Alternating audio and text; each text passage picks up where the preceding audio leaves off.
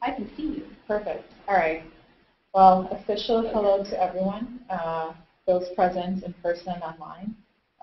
Today we're going to talk about the President's Council white paper that Rick has sent out. And for this round, it's focused on online education. I don't know if we want to be able to see that. Yeah. So if we turn They on the can, lights, yeah, then I do. yeah.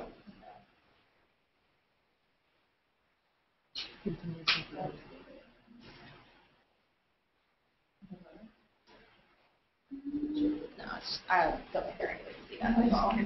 Now that we'll be able to see you, it's okay. Actually, it's worse. It's kidding. No. It's just not going to happen. Okay, that's it. Well, don't worry about the PowerPoint. Just read your slides. Yeah, I'm sure you've all read the white paper. If not, just pay attention to what I'm saying. I'll just give a super brief overview, and the way that I'm envisioning running this session is after the introduction, I'll dedicate about 15 minutes to discussing each of the questions that President Miller posed, and then I'll check in with you, and if you feel like we've sufficiently covered that topic, we'll move on to the next question, and then we'll do a wrap-up at the end to make sure we have all of these covered.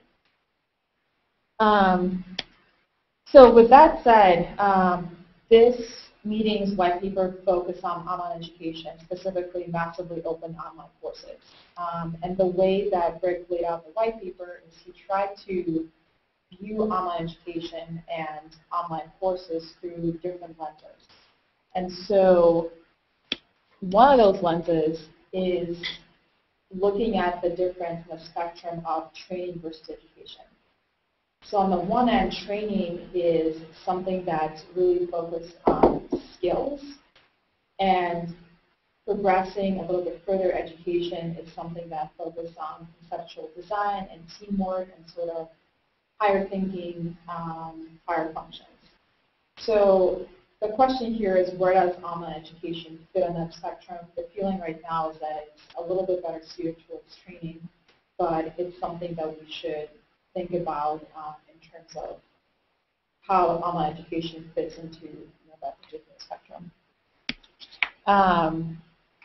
The other lens that you can view online education through is the idea of innovators versus applied scientists. And so this is sort of taking the same spectrum that we just talked about with education versus training, and actually talking about the kinds of people that come out of both of those streams. So on the one hand, innovators are people that are about creativity, teamwork, innovation, and it's actually Olin's mission to produce those kinds of individuals. Now, on the other side of the spectrum, applied scientists are the ones that are really good, have really solid technical skill sets. And so they have the ability to manufacture, they can churn out new products, but there's not necessarily that vision and spirit of innovation that characterizes that innovator. So the other big question is whether or not technology will actually reduce the cost of education. Some questions to consider are, if online courses actually get faculty to free up time, will the faculty members then reinvest their time into their courses? Will they be able to contact more students? There are different schools of thought on that. The other point that Rick brought up is trying to figure out what the true costs of implementing an effective online education systems are. So as you might guess, there's a cost of production in order to create a really useful online course, and that cost is often not insignificant. And finally, when we're talking about traditional education versus online education, a lot of people have the feeling that the best outcome will come from some sort of hybrid of the two. So if we do have a hybrid, will that hybrid reduce the actual total bill to the student? And finally, there's a point about residential education. So specifically at Olin right now, all students are required to live on campus, and that's considered a really big part of the Olin experience because you live and breathe with these people. It encourages a lot of teamwork, and online education is a tool that would remove that component. So how would that impact the kinds of students that are coming out of the institution? So with that, there are 3 key questions that Rick asked us to focus on. For those that can't quite read the PowerPoint that might be viewed remotely, I'll read the first one and I'll open the floor discussion. So the first question is, given that there are many kinds of knowledge and learning, in what ways will internet-based instruction change the quality and character of undergraduate education and engineering? So I don't know if any of you guys have any comments on this, especially in light of the different lenses that I talked about before. So education versus training, innovators versus applied sciences, and options.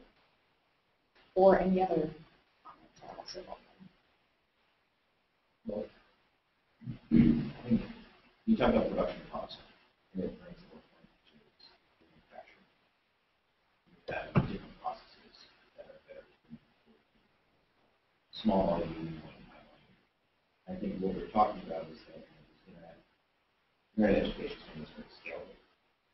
But I kind of did this little thought experiment, which is, how is this different from VHS videotape?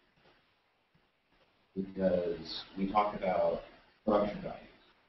Well, and there was mentioned a white paper, like a Steven Spielberg movie of this one concept.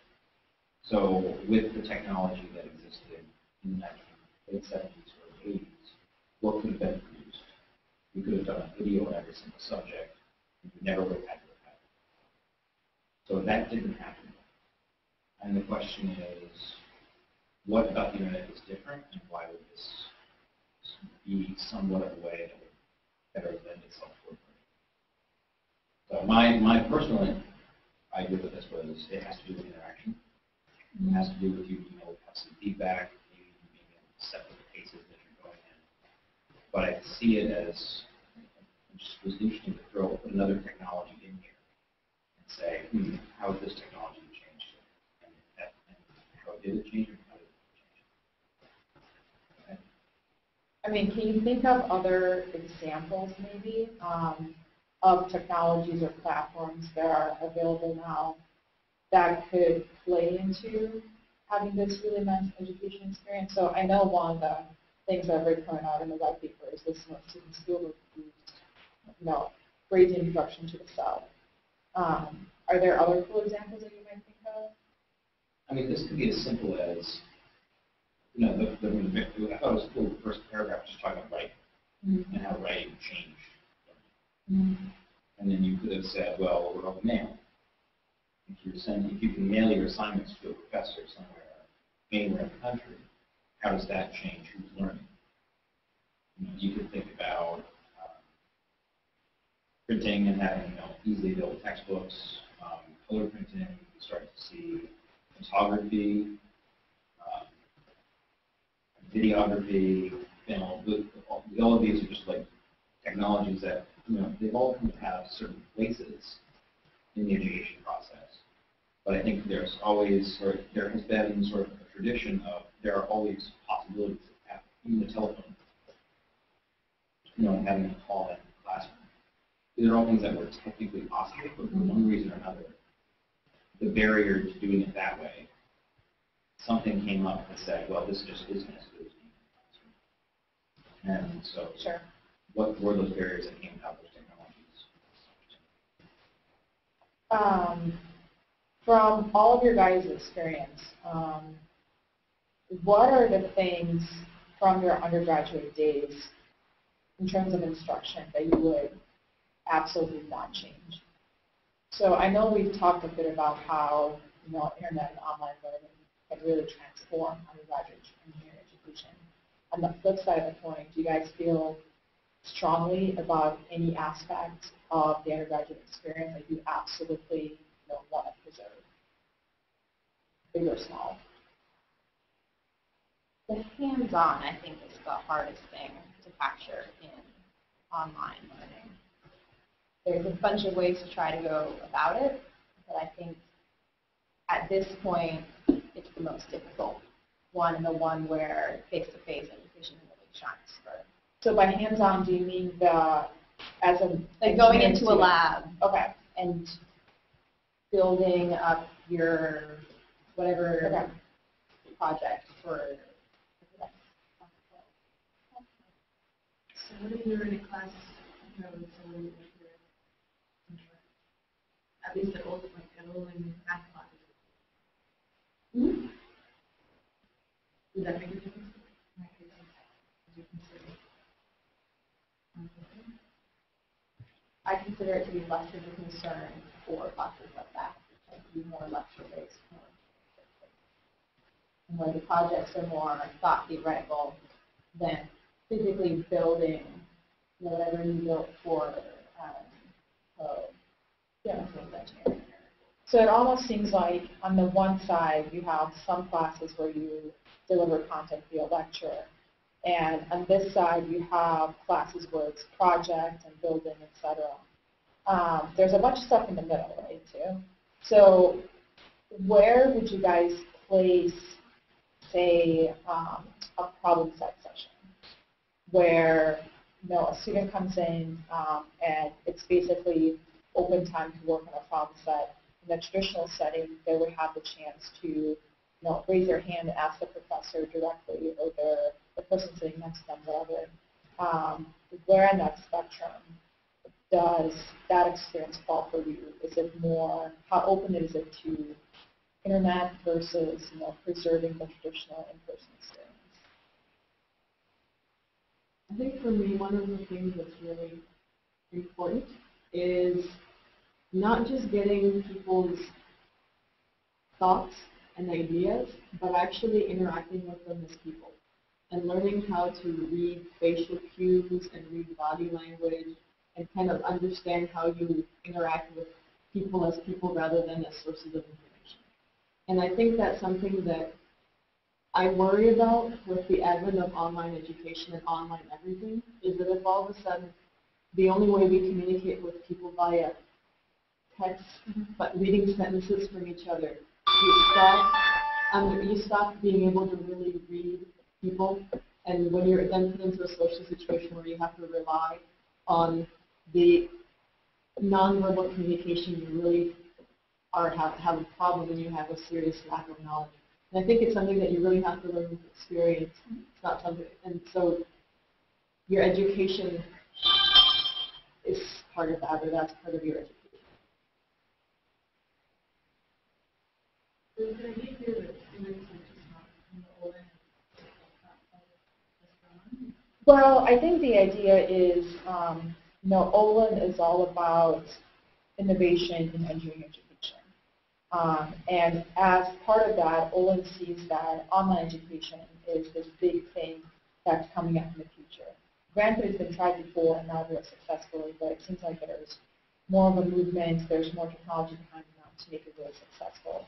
So overall, I think what Olin is trying to answer, how do they, as an institution that's focused on innovative education, how will they mesh with this online movement? Now, I think, you know, the answers are really broad. I mean, the answer could be that because of Olin's size and the things that Olin is focused on, the students that are admitted, the small class that are admitted, may not have a very large online component. But then you start thinking about the outreach that Olin has done, for example, with their partnership with University of Illinois, Urbana-Champaign, where they're trying to export some of the Olin experience to a larger audience. So I think, you know, part of the question is there a way to leverage online education to export the experience? And on the flip side, are there things that probably on a smaller scale that we can bring into Olin that'll be a niche in terms of presenting a certain type of material to the entire student body in an online or virtual fashion? So if I could go back a step, I think that part of your concern about face-to-face is slowly getting slightly better and goes into your like problem-solving session with there's a lot of new ways to do kind of like webinars, but with video. And even Google Hangout coming out recently. A lot of those types of technologies are starting to get looked at in education, and none of them are all that great yet. But they do provide some way to actually see the people when you're talking to them and to have a slightly more face-to-face interaction. But there's issues there with scale. It's really hard to hold a session like that with more than 50 people. Yeah, I mean, it depends. If you have someone who's very good at it, who's very personnable and like does this a lot, they can engage quite well with that many people, but beyond that, I've seen webinars with like 200 people in them. So it's just, you can't really track questions easily. But I think that's pretty similar to even just a regular lecture format. Because if you've got one person in front of a class, I mean, the maximum that you can really engage is someone probably like it. Then you just get into these sleeping in the back of the problem. Is the technology kind of up to scale in terms of, I mean, how feasible is it to really do a webinar that's fully interactive with that many people? Or is it still? So we tend to use a program called Blackboard.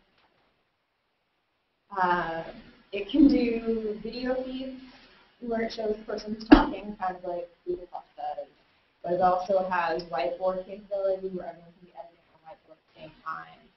And it can do screen casting and that kind of like screen sharing.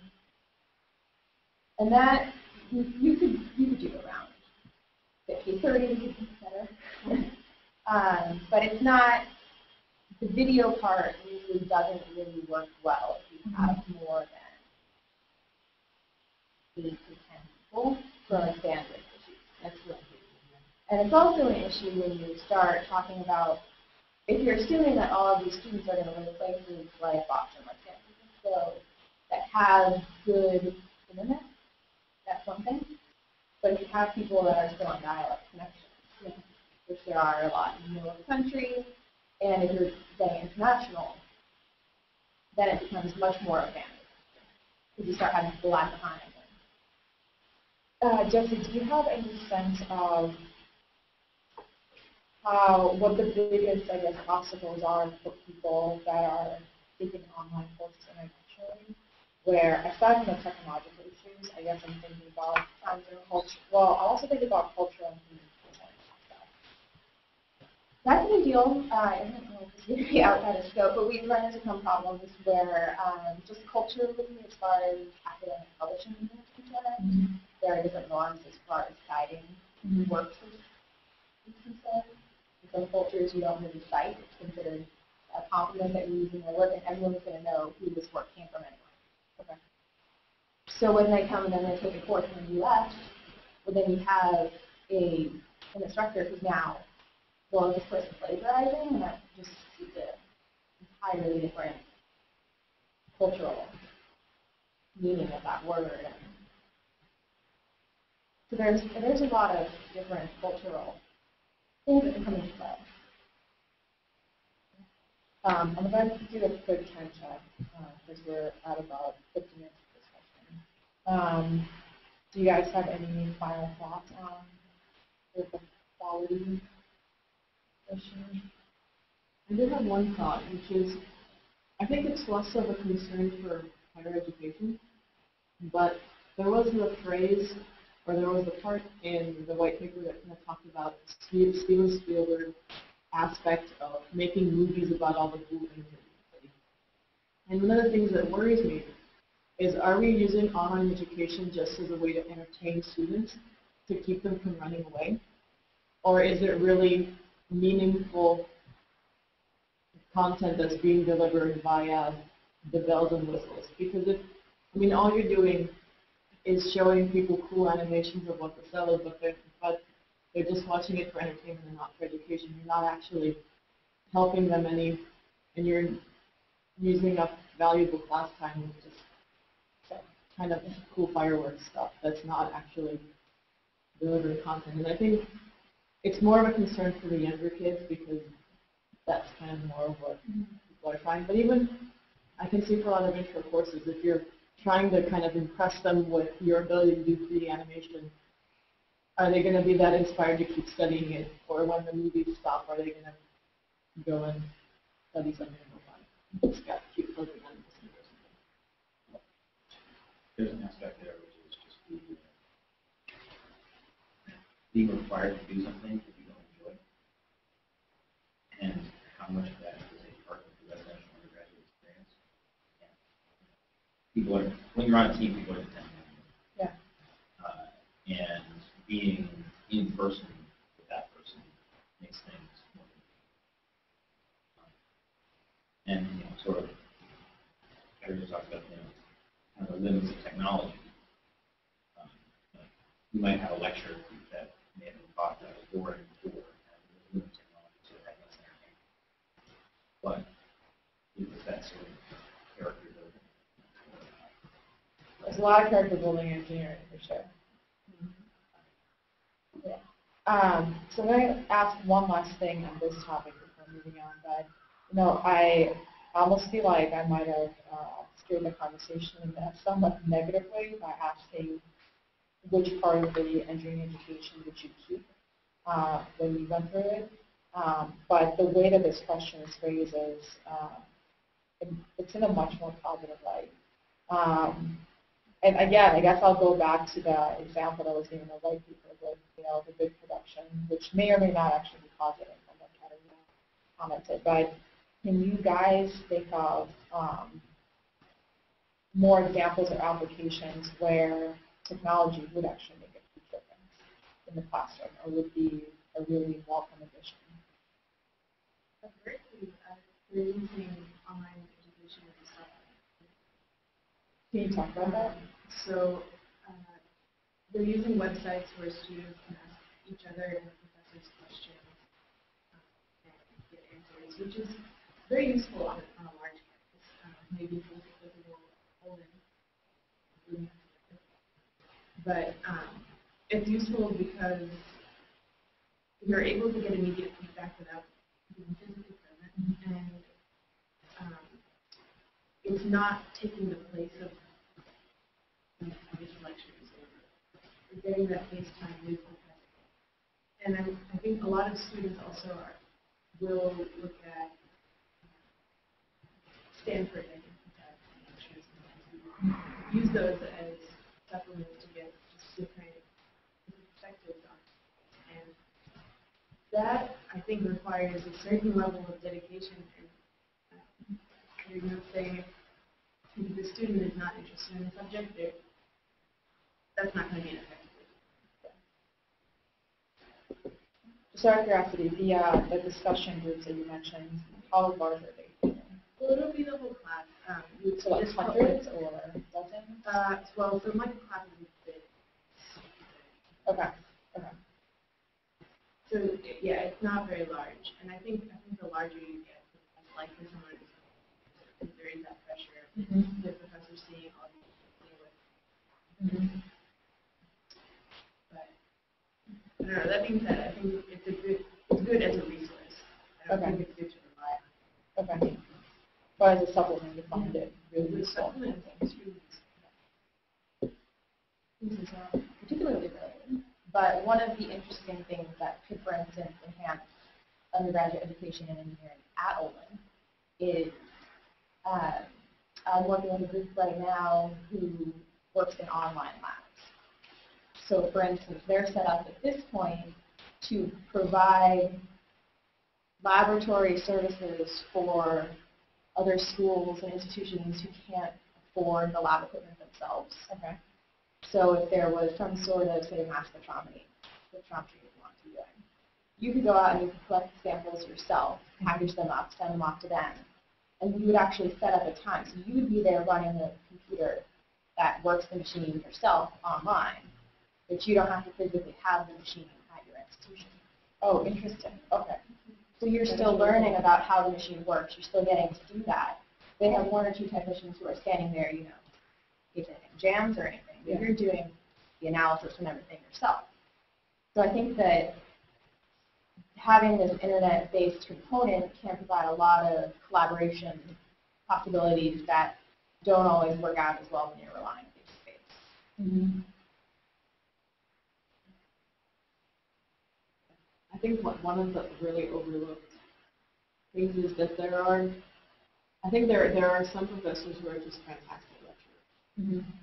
And putting their lectures online, not to necessarily replace all of the lectures on a particular topic across the U.S., but having that as a resource so that if you don't understand the way that your professor explained it, you can go and look at how Feynman explained gravity or something like that. And it's a way to, again, have a supplementary resource that allows you to get a different perspective on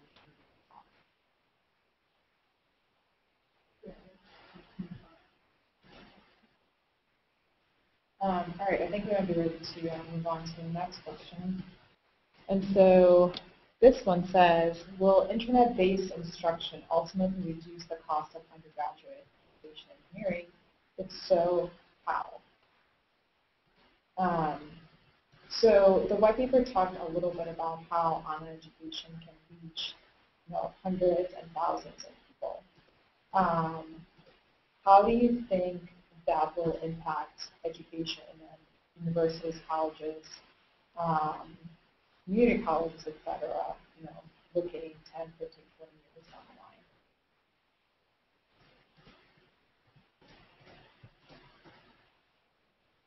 Or what do you guys think are the biggest costs in education right now, and the costs of online education?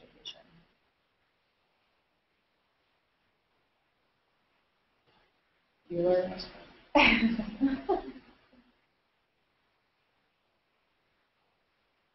think somebody in the white paper mentioned that really the most expensive thing about undergrad education is faculty and paying their salaries and paying their time. And the point was made that if their time is freed up because people are getting online education, they're just going to come use it. You're not going to start firing professors because one professor can administer 10 different online courses. You're just going to end up offering something else. So it's not actually going to get cheaper. And I think that's probably pretty true, especially about really elite universities, because there doesn't seem to be any real incentive for them to keep costs down. And so they're competing on the ability to offer a variety of things to study. So I think that's what they're going to ultimately do with any excess faculty capacity that they have. Yeah. I mean, I actually agree with you, Kevin. I think at the elite university level, online education is not really that significant in the cost. At best, it might slow down the rate of increase. But what I'm trying to wrap my head around is exactly how far can online education reach in terms of the population of the U.S. or even abroad, and how big of an impact can it make, let's say, community college or institutions that are much more focused on the training and the applied scientist versus the innovator and the sort of education? I think there tends to be a little bit of a belief that when you switch to offering a course online, that it takes less of the faculty member's time. And I really don't think that's true. I think they spend just as much time preparing the course, and often what you'll find is even once they've prepared the course once, especially in things that are very technologically cutting edge, like STEM, things change before they can offer it again. It could just be that the interface of whatever system they're using changed. But now all the tutorials and everything that they've made by hand, they have to redo because they're instructing you on 2 versions ago of software, and that's not the way it is anymore. So I don't mean to put you on the spot, but can you take a step back and talk a little bit about what it takes to actually create an online course? And if you can, I mean, if you can go into the costs more specifically, that's great. If not, if you can sort of talk at a higher level about, faculty time, the types of resources they need, any sort of timelines. That would be great. I work with a couple people who are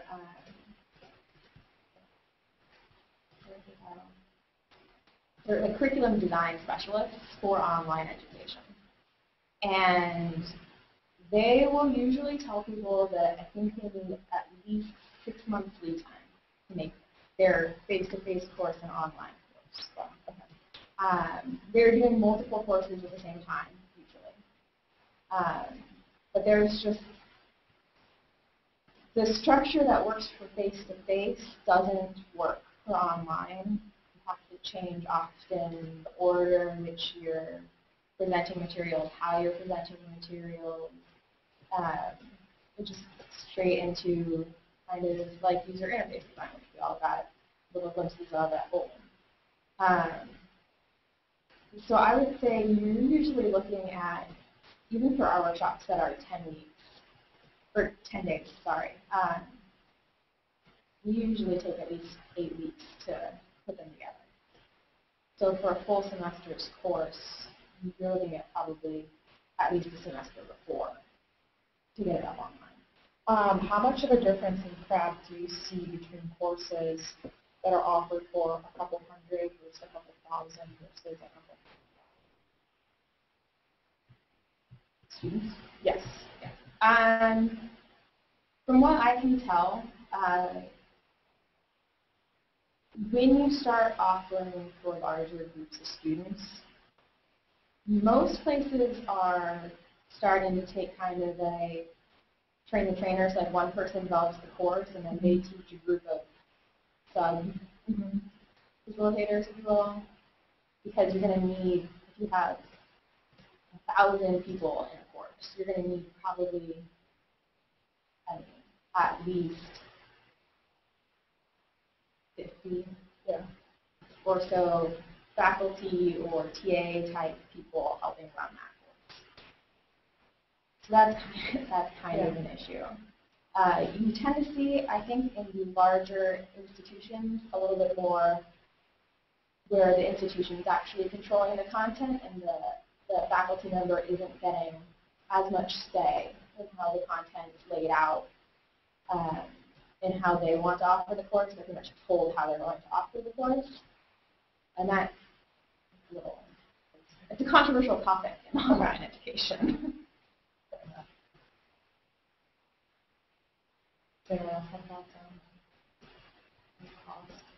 I'm not sure the online model is as well suited to applied scientists as you mentioned earlier.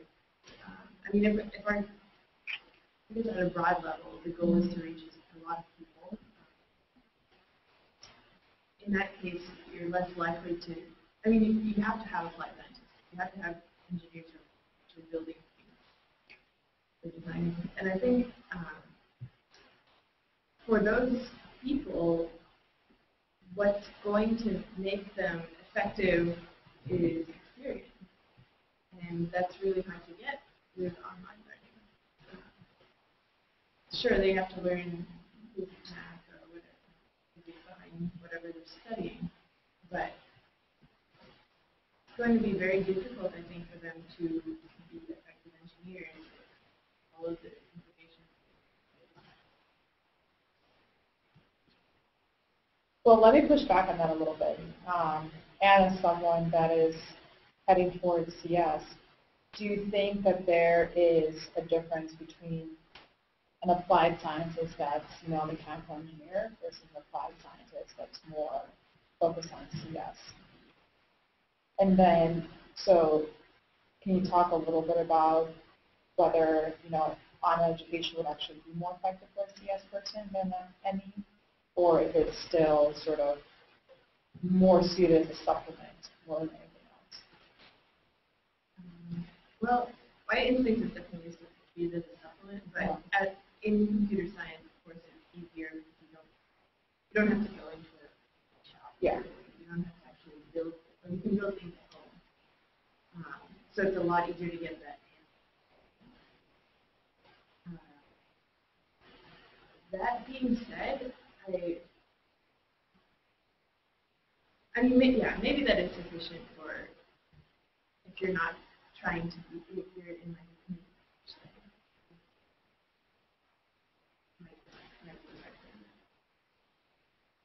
a community. What kinds of assessment do you do in online education? That's one thing that we haven't really talked about. But it seems to me that one of the things that's really important about a residential education system is that you get very good feedback on how you're doing, and you can have assessments that really target the kinds of things that you're going to be doing when you eventually finish, so that somebody will say, well, the thing that you built doesn't actually work, fix it. As opposed to, well, in theory, your thing should work, and so that's good enough.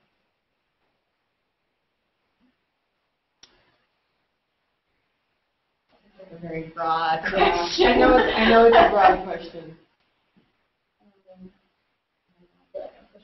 I'm way more of an expert than I am. I mean, that comes down again to curriculum design. That's why a lot of the institutions will have specific people brought in for that.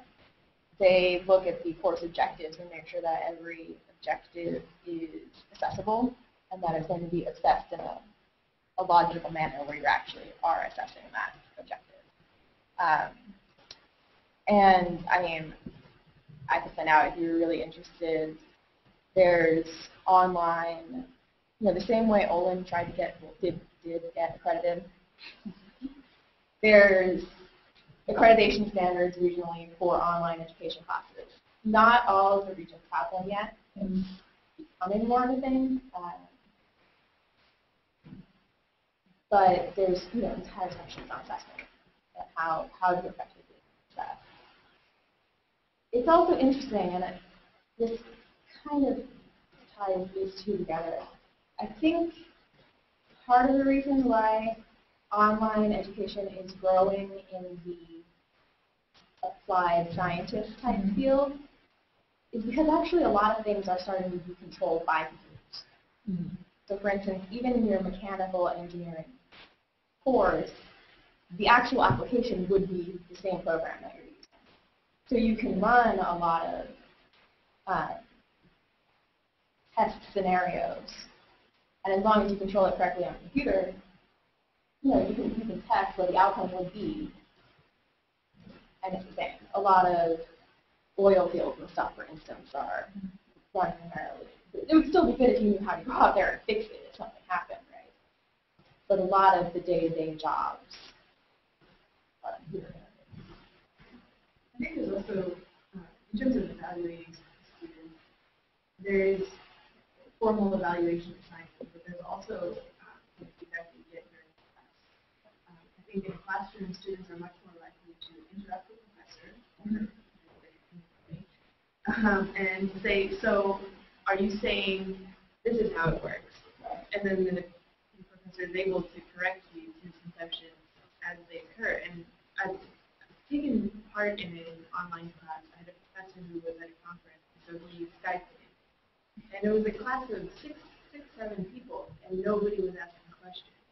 It was very strange because like usually people would interrupt and class would be discussion, but this time he just stopped uninterrupted for a couple hours.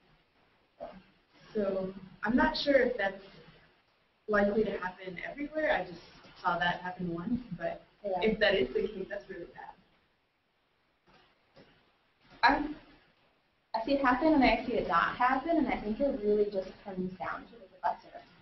The same way as when you're sitting in a lecture, some professors don't think people raise their hand and they just keep lecturing, So some people kind of have a gift for lecturing and teaching online and being able to engage you even though you're across the country and you're working asynchronously, because not all the lectures are synchronous.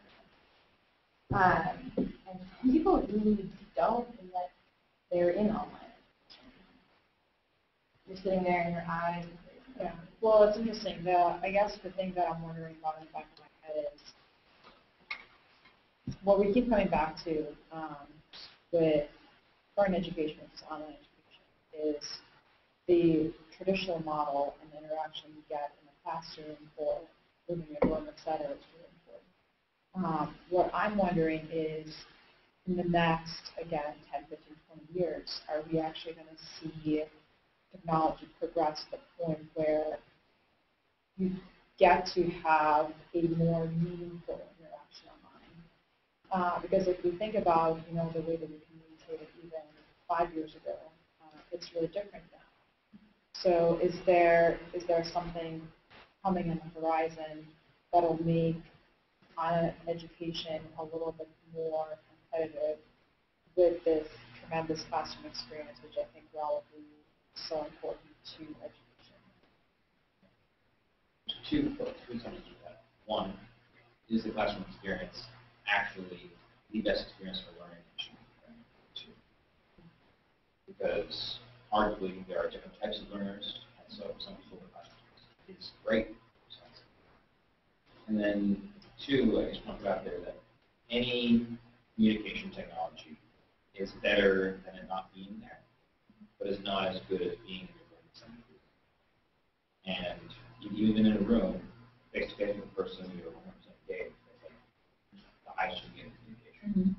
You go to a room with 10 people, now you have to split your attention. You go to a room with 50 people, okay, now it's going to have other problems. You get to a room with 100 people, you can't hear from the back, you can't see forward. So there's different sort of levels of fidelity that you lose. Absolutely. And the question is internet go sort of bridge that gap and get on the point that it is within 80%? Or to the point where dealing with the overhead of the interface, or dealing with the overhead for communication is worth the investment. Because I think if you're in the room and somebody's talking to you, if you're interested in it, there's very little barrier. If you're in the room and they're talking to you about something that you're interested in, there's actually a very close either. But there are people who will always try out new things that are early adopters. And then there are people who will not. And the question is, at what point do you get it? Will it ultimately reduce the cost of undergraduate education? Interesting question. I think for some, I think they'll consider it to be worthwhile. For others, they won't. I think the point of this question, though, is it going to put enough downward pressure on the cost of the classroom? I think it will in the case that we're thinking. Yeah, I agree with you. Well, and are we looking at it as the institution's cost or as the student's cost? Well, in a lot of ways, the institution's cost is the student's cost. Right. But at the same time, there are some things like room and board, for instance, which if I don't have to physically be at a school, I can save on room and board expenses by living with roommates or living with my parents or something. I can also, if I'm taking this course and it's only, half synchronous, half asynchronous, it's a little easier to have a job and to have a flexible and educational experience. So in that way, I think it can decrease the cost for students. And I think that's where you're seeing a lot of tick up at some of the larger institutions, like state schools. And then I think you're seeing more students choose this option for this reason. Well, that actually brings us really nicely to the last question, which says, will widespread internet-based instruction affect the value proposition of residential undergraduate education in engineering? So this is getting at the core of what we were saying. If in the future a student is deciding between paying $5,000 and having an online education versus paying $50K and having the residential experience, how is that going to change the landscape of universities, colleges, community colleges, just education in general? I don't think you'll see it in the elite school, because there's the tradition of the elite school, which is this is what an elite school is. You have smart faculty,